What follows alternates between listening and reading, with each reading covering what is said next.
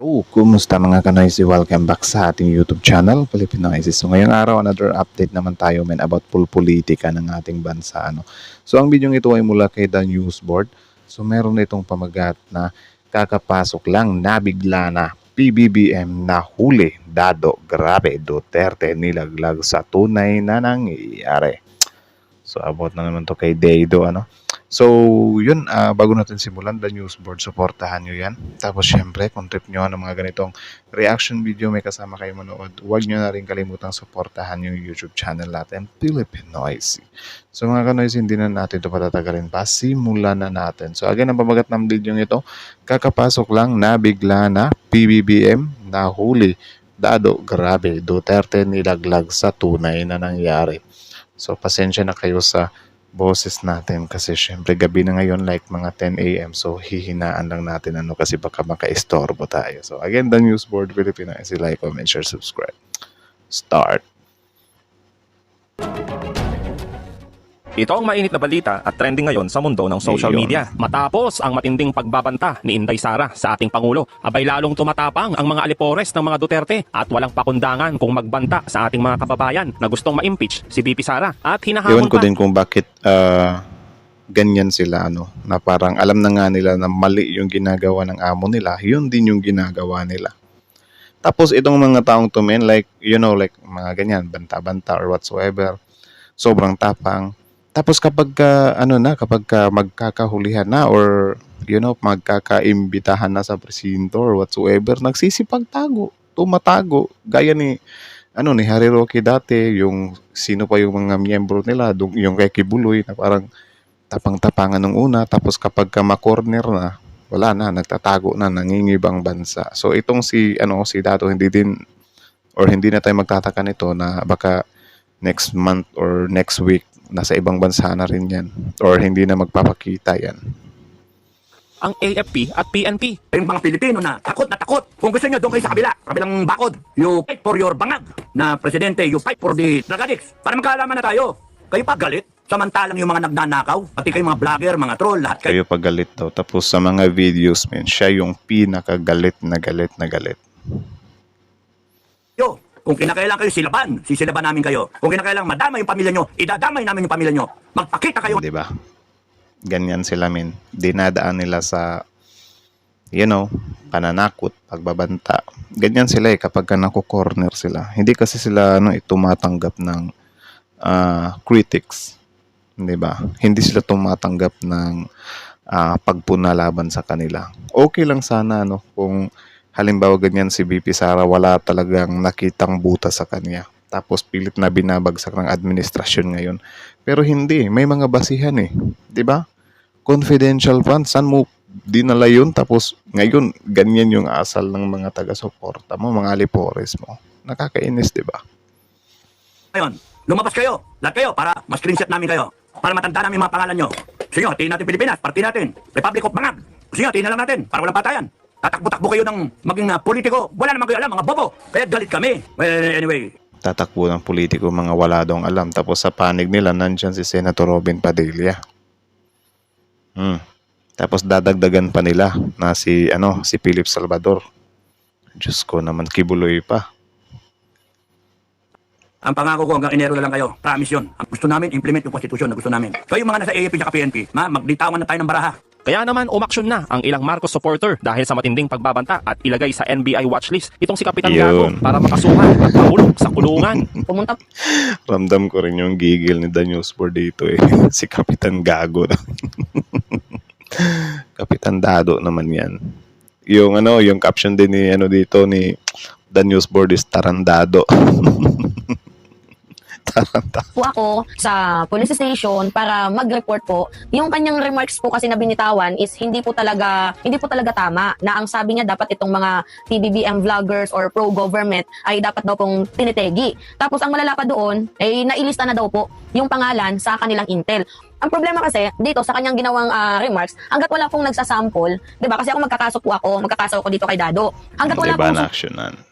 Tapos sasabihin naman nila yan na parang iyakin daw tayo, something like that, na parang, ba't kayo magkakaso, iyakin nyo naman, akala ko ba tapang to tapang, something like that.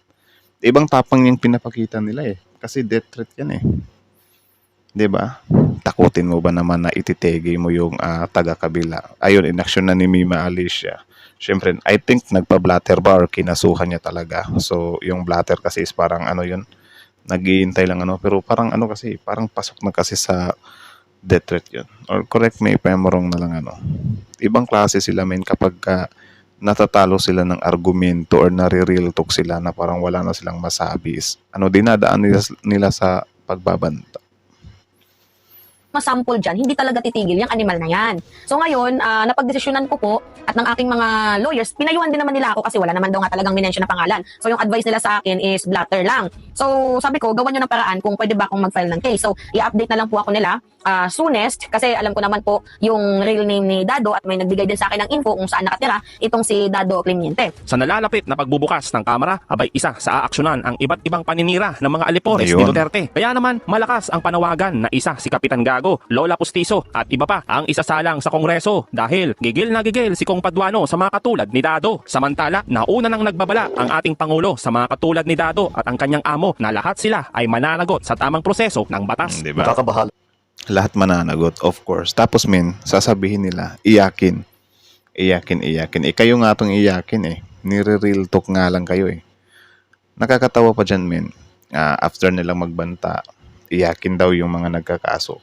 Pero sila naman nung tinanggal sila sa national security, nung binalandrahan sila ng mga atraso nila, sila naman yung nagsisiiyak eh. So, kabalektaran yung pinapakita nila, natawa din ako dun sa part na parang tatakbo-takbo kayo tapos wala kayong alam. Yun, natamaan yung kasama nila. Ang mga pahayag na narinig natin itong mga nakarang araw. Nandyan ang walang pakundangang pagmumura at ang pagbabanta ng planong ipapatay ang ilan sa atin. Kung ganoon na lang kadali ang pagplano sa pagpatay ng isang presidente, paano pa kaya ang mga pangkaraniwan na mamamayan? Yung ganyang kriminal na pagtatangka ay hindi dapat pinapalampas. Yan ay aking papalagan. Ngunit hindi natin ikukompromiso ang rule of law. Kailangan manaig ang Sila ditong, nakakatawa din dyan, sobrang lakas nilang mang-critic or mampuna na parang bangag. Tapos sila naman itong may mga kriminal na pag-iisip. Di ba? Anak ng teteng. batas sa anumang sitwasyon, sino man ang tamaan. Kaya hindi ko hahayaan magtagumpay ang hangarin ng iba na hatakin ang buong bansa sa burak ng politika. Dahil nga sa kayabangan ni Kapitan Dado, abay ni isa sa kampo ng mga Duterte, hindi siya pinapansin dahil mas pinapahamak pa niya ang mag-amang Duterte. Di ba? Alam nyo yung atake ni Dado ngayon. Same siya kay sino yung si attorney ng kabila.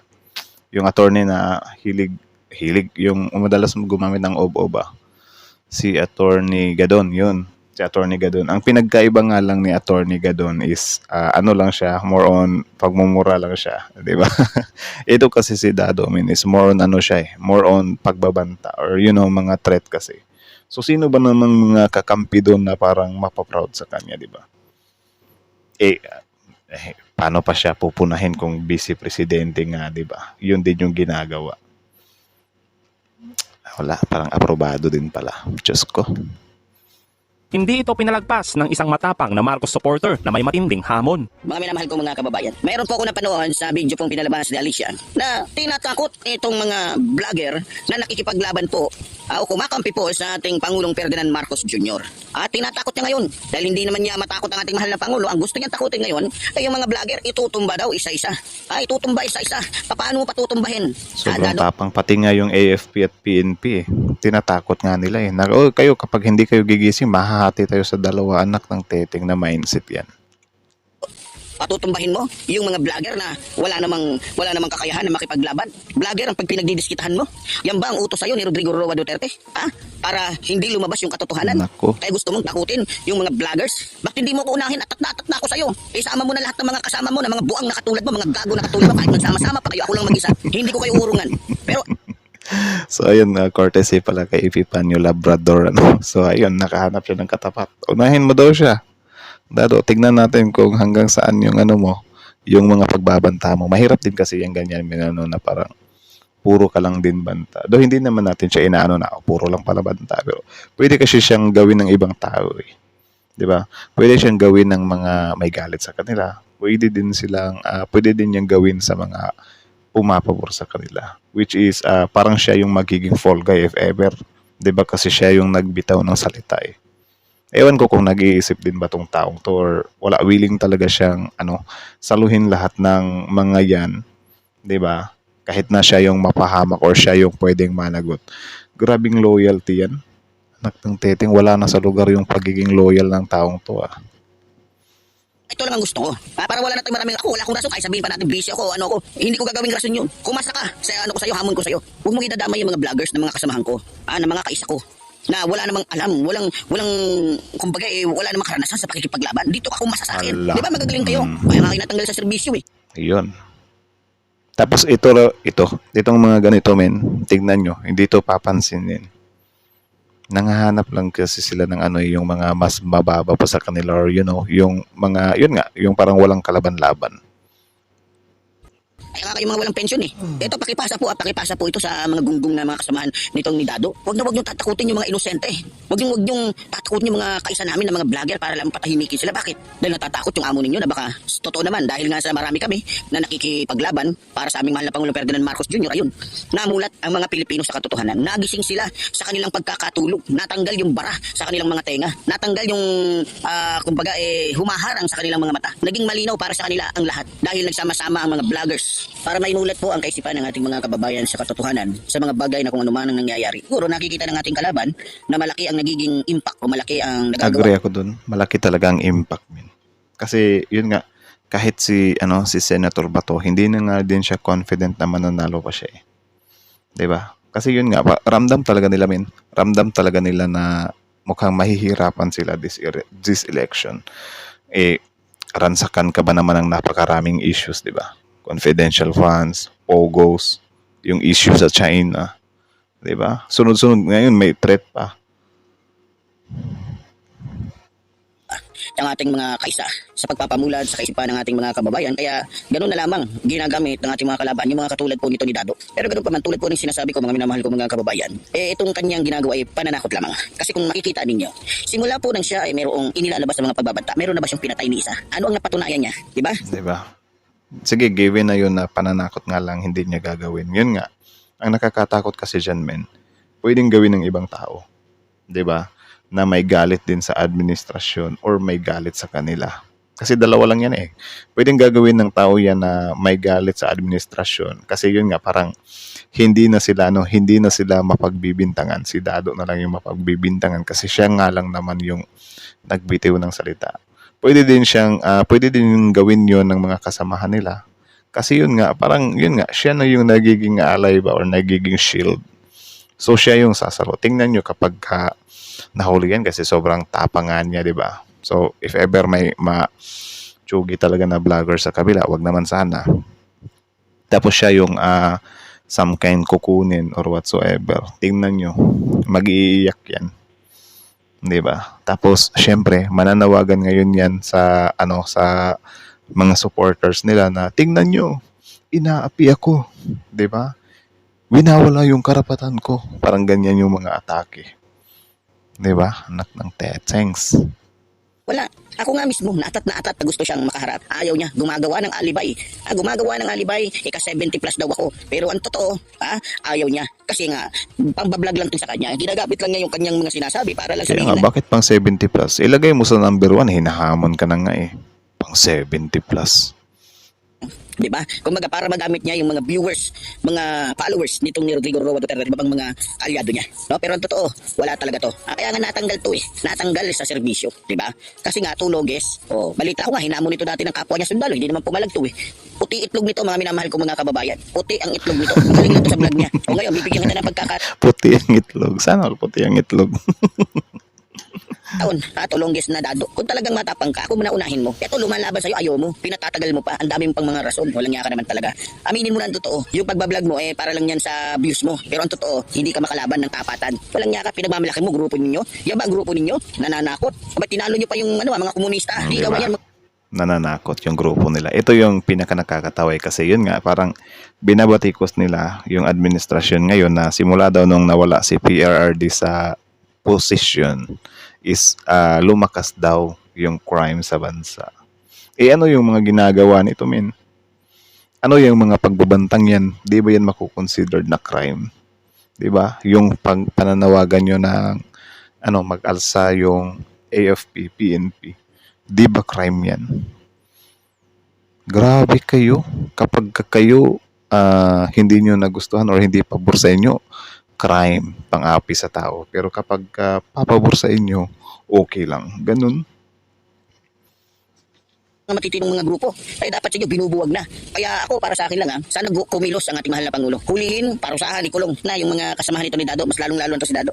Dahil hindi na makatarungan yung ginagawa nito. Hindi na sangayon sa batas ang ginagawa nito. Kaya kung ako lang bibigyan ng kapangyarihan ng ating mahal na Pangulo, ako mangunguna. Ako mangunguna, susuyurin ko lahat buong Pilipinas. Makita lamang, mahuli lamang lahat ng mga kasamahan nito. Pag ako ay nabigyan ng pagkakataon para pulbusin kayo sa isa. Tapos sila pa yung pabiktim kapag nangyayari yun, na parang inaapi sila. Sila na nga yung nagbanta kapag pinaghuhuli mo yung mga yan. Sila pa yung inaapi. Grabe.